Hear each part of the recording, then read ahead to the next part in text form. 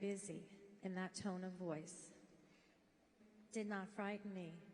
And I told her, oh no, Mommy, I'm not busy. I'm on my way. I'm just standing up from picking up the blow dryer and the curling iron.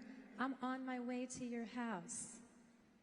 And she says, well, something has happened at the shop. You see, I already felt like I was in the right place. I was ascending, okay?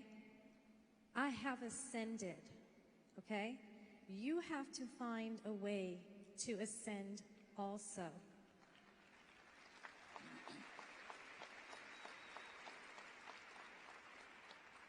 And that's all I can say. I just thank you. I feel like when I was a little girl and you would read the story tales that there's a king and there's a castle and there's royalty and they're having a celebration and they invite people from lands far apart and wide to come into their kingdom and to celebrate with them.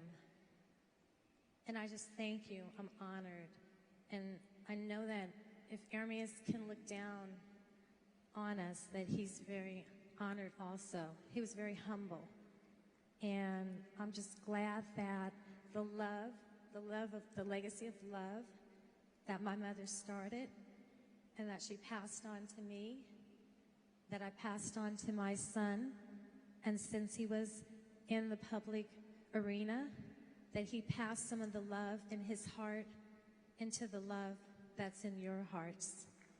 So let's water the seeds of love that Ermias displayed to you, that you know that you have planted in your heart. Let's water that love and let it grow. And what I was going to say, one last thing, and I'll let you go. I did get a little teary-eyed when I laid down about the third night after Ermias had made his transition. And I started to cry because I was thinking about, I could never be in Ermias's electromagnetic ray field. He had an aura around him that if you sat with him, it gave you power and energy. It like filled up your spiritual tank.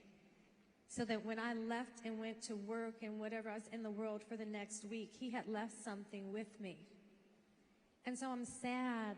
I was sad that I wouldn't have that anymore. And then I thought about, my son knows the secret to the mystery of life. How thrilling is that? How thrilling is that? He liked thrilling, fast rides, ATVs and all that. I'm like, how do we move around when we're on the other side in the spiritual realm? I'm sure that Ermias is loving it there. I think it's like a Pirates of the Caribbean ride. It's dark, and I always wanted to get out and get the jewels out of the treasure chest. So when I think of death from the perspective of Ermias, it doesn't hurt, you see, because the ego is what hurts us. So when we can get me, I, my, and mine out of our thinking and think about, what is the other person feeling? What is the other person thinking? What is the other person experiencing? What is the situation all about in its fuller spiritual context?